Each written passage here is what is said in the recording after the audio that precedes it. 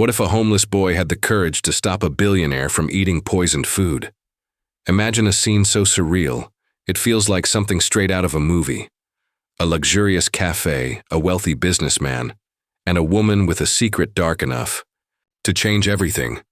But one boy standing on the sidelines sees it all and decides to act. Stay tuned to find out what happens next. Don't forget to hit subscribe for more heart-stopping stories like this one. Malik's heart raced in his chest as he watched the woman pour the clear liquid into the soup. It was as if time slowed down. His breath caught, and for a split second, he thought he had imagined it. But no, it was real. He had seen her do it. He had seen her poison the soup. The cafe, with its polished marble floors and golden chandeliers, seemed to close in around him. The laughter and clinking of silverware faded into the background, leaving only the pounding of his heart. Why did he have to be the one to see it? Why did it have to be him standing there, watching the woman in the perfectly pressed dress destroy someone's life? He should have just walked away. After all, he was nothing. Just a kid with a worn hoodie and scuffed sneakers hanging on the edge of a world he didn't belong to. No one had ever cared for him. He was invisible, a ghost in the city, barely noticed by the people who passed him by every day. But this was different. He couldn't walk away from this. His stomach growled again, louder now, reminding him of how hungry he was. But he couldn't focus on that. Not when someone's life was on the line. His eyes flickered back to the table. Bernard, the powerful businessman, was still sitting there, oblivious to the danger.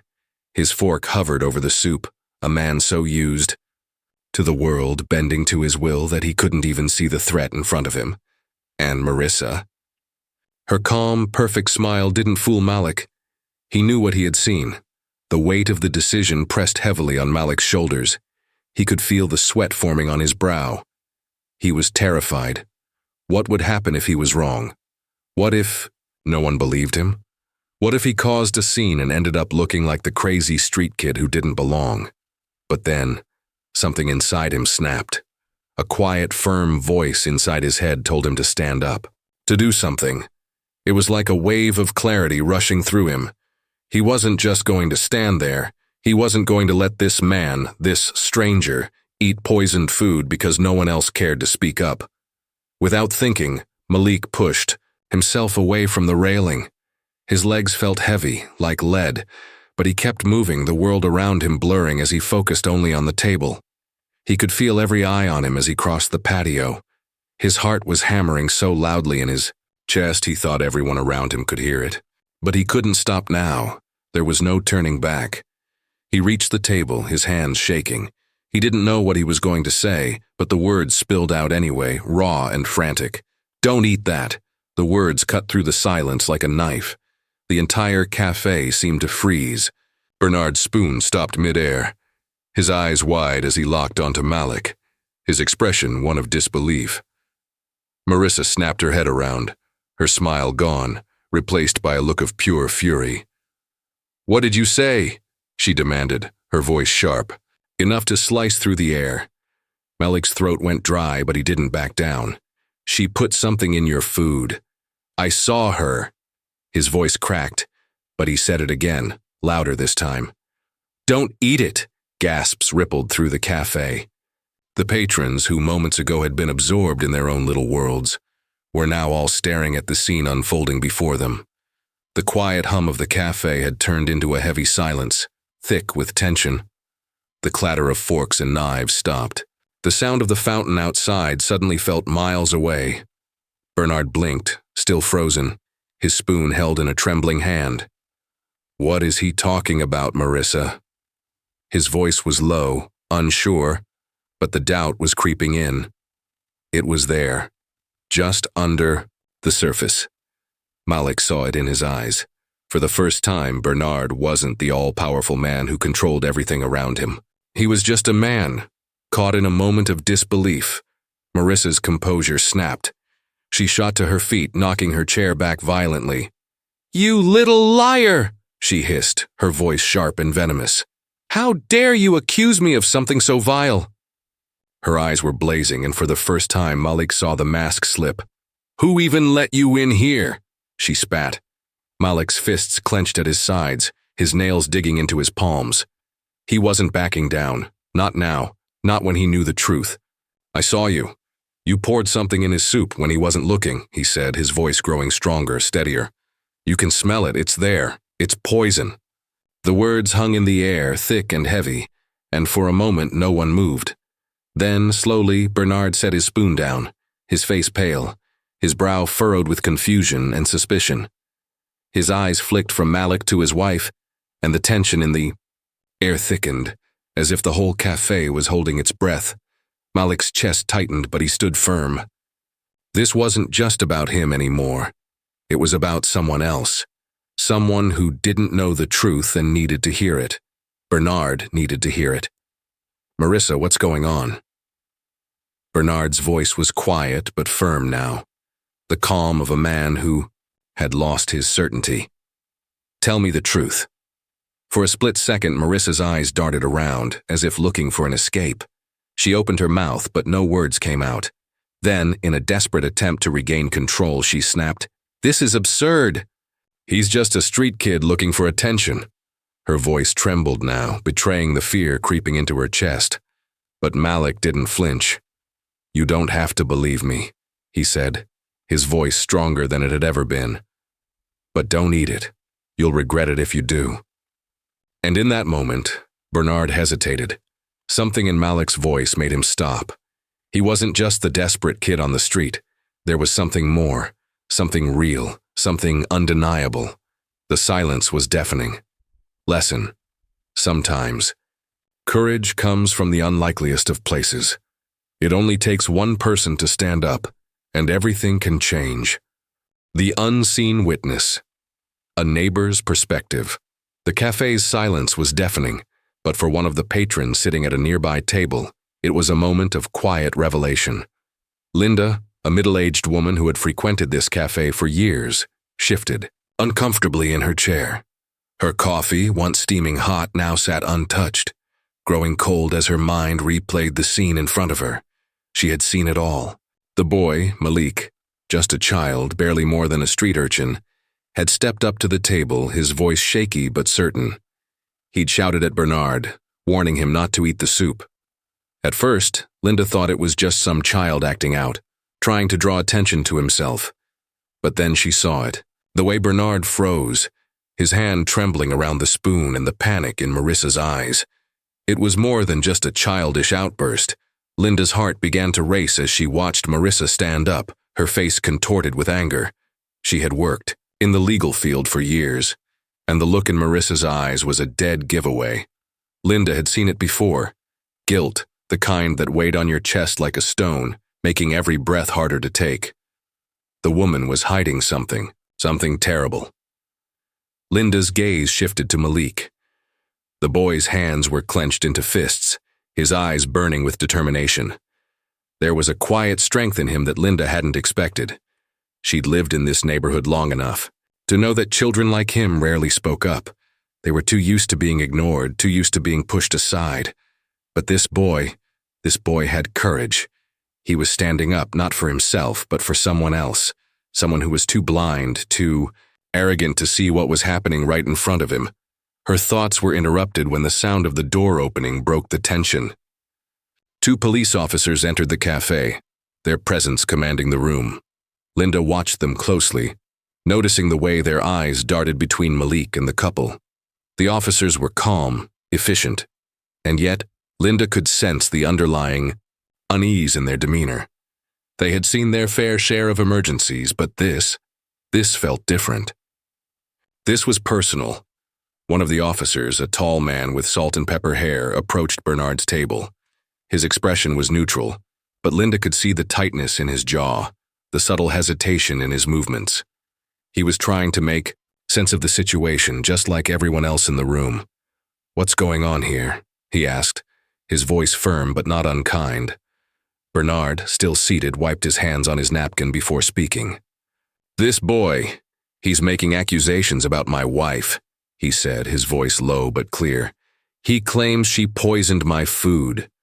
Linda could see the slight tremor in Bernard's hand, the way his fingers curled around the edge of the table. He wasn't as confident as he appeared. The cracks were starting to show. Linda's eyes flicked back to Marissa, who was now standing with her arms crossed, her face a mask of fury. Her posture was stiff, like she was trying to hold herself together. But Linda saw through it. She saw the desperation in Marissa's eyes, the flicker of fear behind the anger. The officer leaned closer to the table, his gaze fixed on Marissa. "Ma'am, is this true?" he asked. Marissa's breath hitched, her lips pressing into a thin line.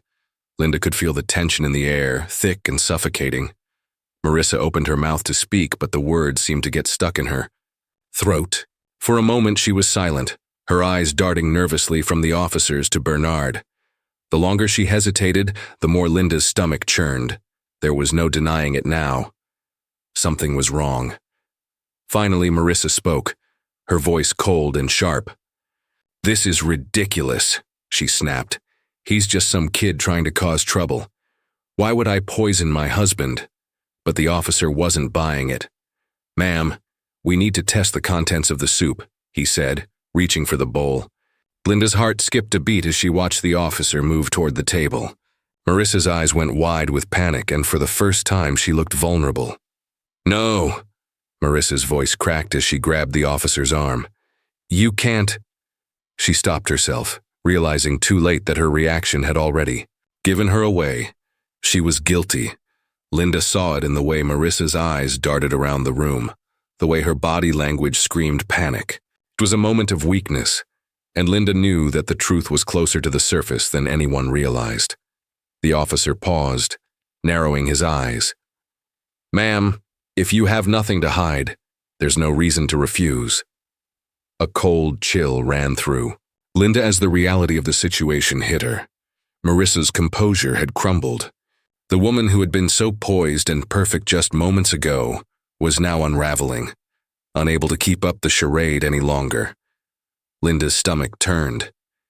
She had seen enough lies in her life to recognize one when she saw it.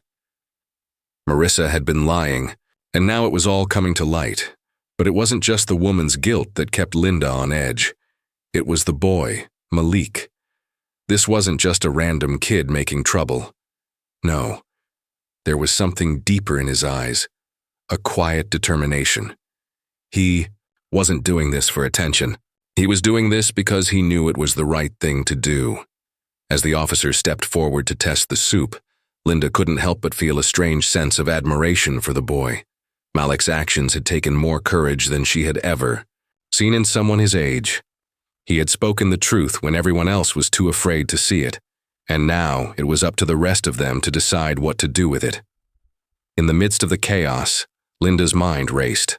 She knew this wasn't just a simple case of a woman trying to poison her husband. This was a moment that would change everything. And in that moment, she realized something else too. Sometimes the truth isn't just about what you see, it's about what you're brave enough to say. Lesson: in moments of crisis, the truth always comes to light, but only if we have the courage to face it. The moment of truth, a turning point. The tension in the cafe was suffocating.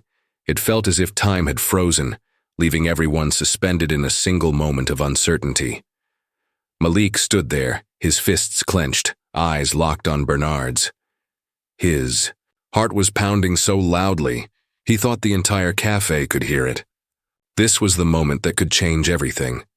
A small voice inside his head whispered, "What if they don't believe you? What if you're wrong?" But Malik pushed the doubt away. He had seen what he had seen, and there was no going back now. As the officers hovered near the table, Marissa's composure continued to crack. Her cold, calculated facade was slipping away with every passing second. She had been so confident just moments before, so sure that no one would ever question her, but now, with the eyes of the entire cafe on her, she was unraveling. The panic in her eyes was unmistakable. She couldn't hide it anymore. "I'm telling the truth," Malik said, his voice shaky but resolute. "She poisoned your food. Bernard, don't eat it." His words felt like a knife slicing through the heavy silence. The room seemed to shrink as everyone waited for Bernard to respond. Malik could feel the weight of their gazes, 1,000 silent questions hanging in the air. What would Bernard do now? Bernard's expression was unreadable. He stared at Malik for a long moment, his brow furrowed, lips pressed into a thin line. Malik had no idea what was going on in the man's mind. For the first time, Bernard didn't look like a billionaire. He looked like a man completely out of his depth. "Marissa," Bernard finally spoke, his voice low but firm. "What is going on?" His eyes narrowed, searching her face for any sign of the truth. Marissa recoiled at the question. Her hand instinctively reached for the edge of the table, as if she could steady herself by gripping it. "What is this?" She spat, her voice shaking. "He's lying, Bernard. He's just a street kid. He doesn't know what he's talking about." She tried to force a smile, but it didn't reach her eyes. Her lips were trembling now, betraying the calm she had worked so hard to maintain. The officers were quiet, observing the interaction closely. They exchanged a glance, clearly unsure of how to proceed. The cafe patrons were silent, the weight of the moment pressing down on everyone. Malik could feel it, the growing sense of doubt, the air thick with uncertainty. But his resolve did not waver. He wasn't lying. He had seen it with his own eyes. The silence stretched on, each second dragging out longer than the last.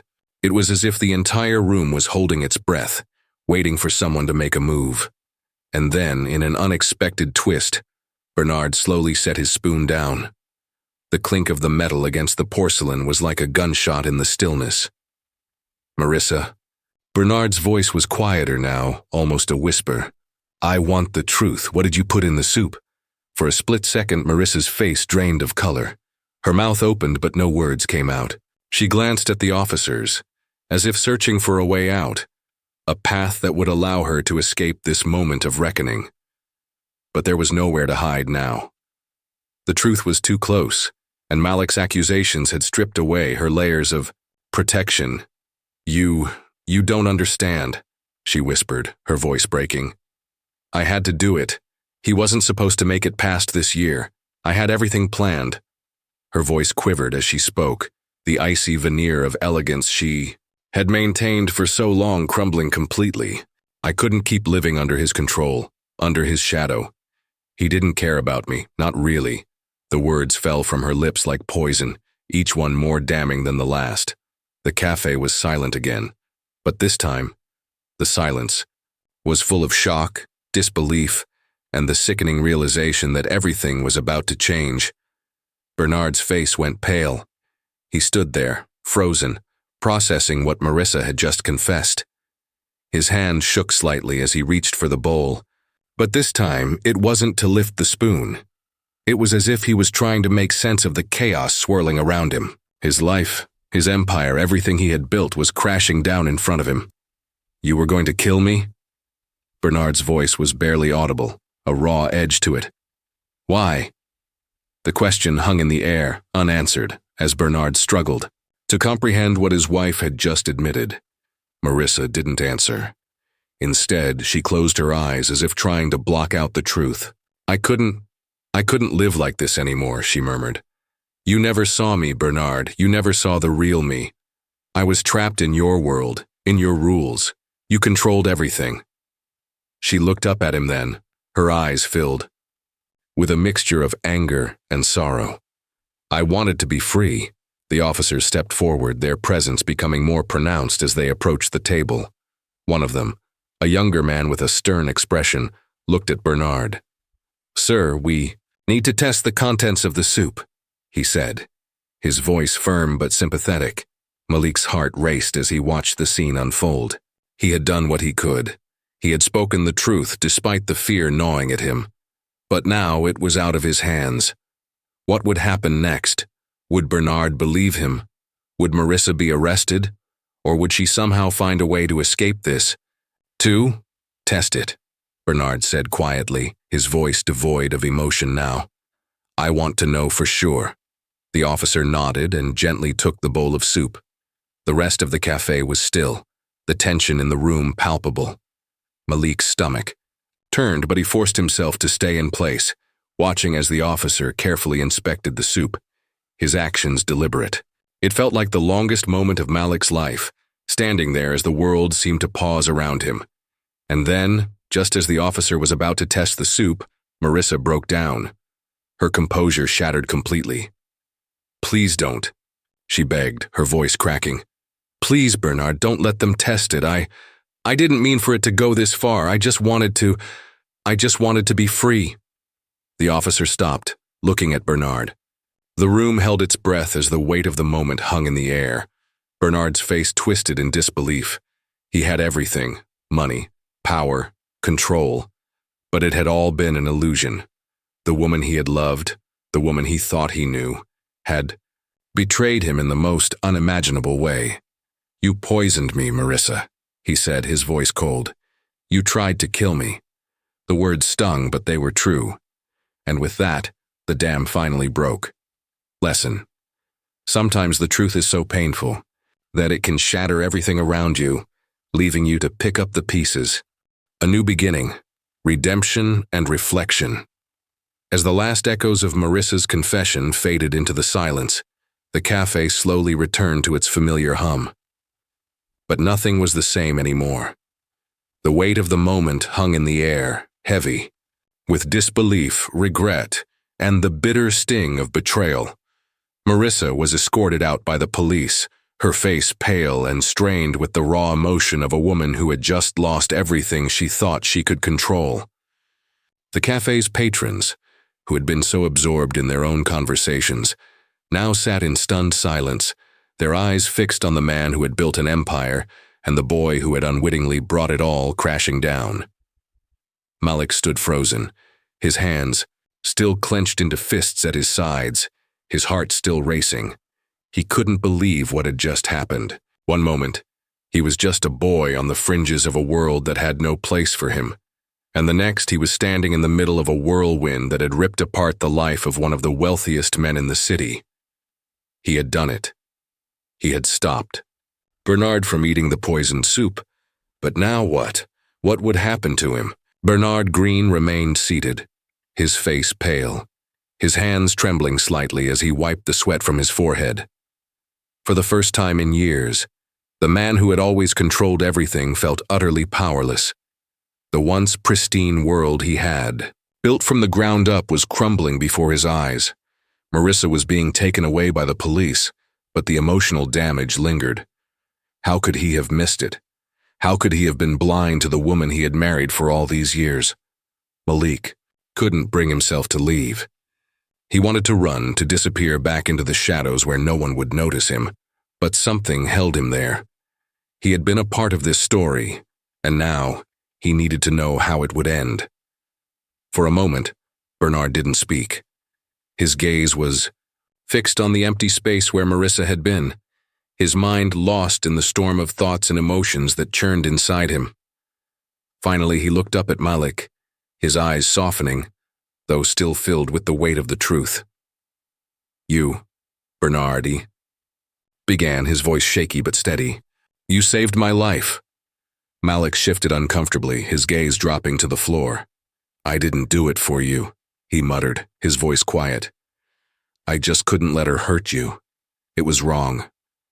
Bernard nodded, a faint flicker of admiration crossing his features. "You're right," he said, his voice low. "It was wrong." He paused as if searching for the right words. Most people would have looked the other way. They would have stayed quiet, too scared to say anything. But you didn't. You stood up when no one else would. That takes courage. Malik's heart skipped a beat. No one had ever said anything like that to him. He had always been the invisible boy, the one no one paid attention to.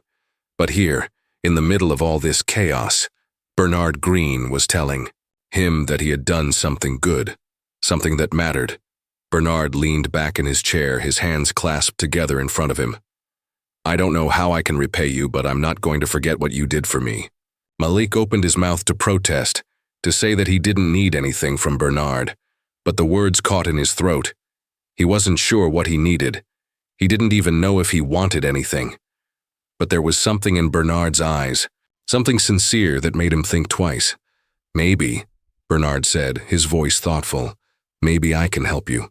You've been out here, on the streets for how long?" Malik hesitated, his eyes meeting Bernard's. He wasn't sure how much to share. How could he explain a life of wandering from place to place, always hungry, always looking for a way to survive? But for some reason, in this moment, he felt like he could trust Bernard. "A while," Malik finally said, his voice barely above a whisper. Bernard nodded, his expression softening with empathy. "I can help you, Malik. You don't have to live like this anymore." For a moment, Malik didn't know how to react. This wasn't the life he had imagined for himself. He had never considered that someone like Bernard Green, someone with so much power, so much wealth, would ever care about someone like him. But here was the man, offering a way out, a chance at something better.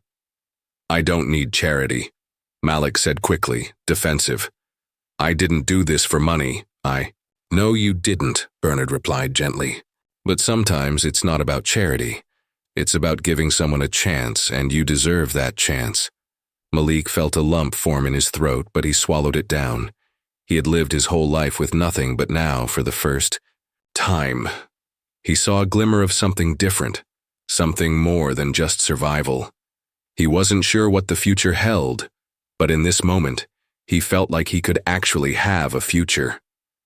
The police had left, and the cafe was slowly returning to its usual rhythm, but it felt different now.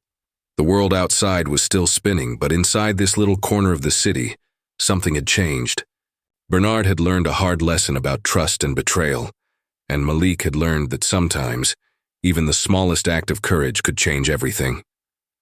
"I'll take your offer," Malik said, his voice steady. "But only if I can earn it. I don't want to be a charity case." Bernard smiled, a genuine smile this time. "You will. We'll figure something out." As the two of them sat there, the weight of the moment lifting just slightly, Malik couldn't help but feel a sense of peace he hadn't known in years.